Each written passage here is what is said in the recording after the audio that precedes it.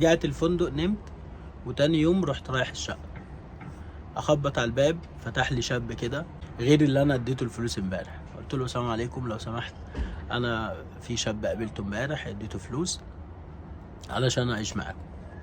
قال لي لا والله هو نزل مصر. قلت له طب ايه العمل؟ قال لي لا اسكن خلاص، ادخل واسكن. فقلت له عادي كده؟ قال لا عادي، احنا هنا اخوات يعني والامور واحده. فبقول له طب انا هنام فين؟ قال لي بص احنا هنا محدش ليه مكان محدد، اي مكان فاضي نام فيه. هو المكان كان استوديو، في اوضه وفي صاله. الاوضه فيها سرير نايم فيه شخص، والصاله فيها ركنه ساعات بينام فيها شخص وساعات اتنين، وبرضو الصاله فيها سرير ما كانش حد بينام عليه خالص. فقلت خلاص انا هنام على السرير ده. قالوا لي اي مكان عادي. اول ما تدخل باب الاستوديو ده او الشقه ده، هي بتلاقي بابين، باب لاوضه وباب للمطبخ. لان انا اليوم اللي قبله كان في الراجل دخل عمل لي شاي من المطبخ. فانا بسال بقول يا جماعه بعد اذنكم يعني هو سؤال محيرني، هو الحمام فين؟ راحوا مشاورين على المطبخ. فرحت دخلت المطبخ، لقيت بالظبط كده يعني الحاجه بالترتيب: تلاجة، غساله، سخان بيعملوا عليه اكل، اطباق، حوض، قعدة حمام.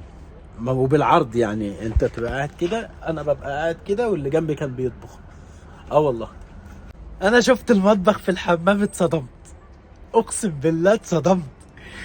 يعني يعني البيبي المتطاير من القعده هيتعمل بيه احلى وجبه، فاهم؟ وانت في الصين بقى، فكان موضوع قلب دماغي بصراحه. فبصيت كده يعني حاجه قذره جدا بصراحه.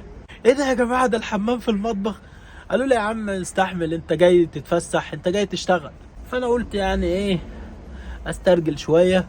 قلت خلاص يعني انا كده كده دفعت الفلوس، امكانيه ان انا ارجع الفلوس تاني زي الهوستل اللي فات مش موجوده، لان الراجل خلاص نزل مصر. فقلت انا استحمل الشهر دوا لحد ما ربنا يكرم الشهر اللي بعده باي حاجه، اشوف لي مكان جديد. رحت شايل الشنطه بتاعتي، حطيتها ورا السرير، ورحت فارش الملايه بتاعتي، ورحت قاعد. السكن ده عشان بس الناس دايما بتفتكر ان انا يعني بقفلم قوي، موجود في شارع الليوان لو في جوانجو، في الشارع اللي فيه ماكدونالدز وفي 24 اورز هوتيل وفي فندق اللاكي. هو الشارع عشان بس ما تفكروش ان انا ايه بقفلم يعني. كنت ادخل السكن كده، السكن ده والله العظيم والله العظيم شبه السجن بالظبط. بوابة حديد من تحت، تفتح البوابة تطلع السلالم، في غرف يمين وغرف شمال، وفي زي غرف في النص برضو، تمام؟ ومكتوبين بارقام ارقام ارقام ارقام، 1 2 3 مش عارف ايه. احنا الغرفه بتاعتنا او الاستوديو كان رقمه 348. في شاب كده رحب بيا وقال لي انت اكيد جعان. قلت له عادي يعني. قال لي تعالى نتغدى سوا. قلت له ماشي. دخلت معاه الاوضه بتاعته، راح التلاجة، راح جايب حته مربى كده صغيره، وجايب عيش، وراح فتح الشنطه، شنطه السفر بتاعته، وراح مطلع علبه تونه. فده الاكل.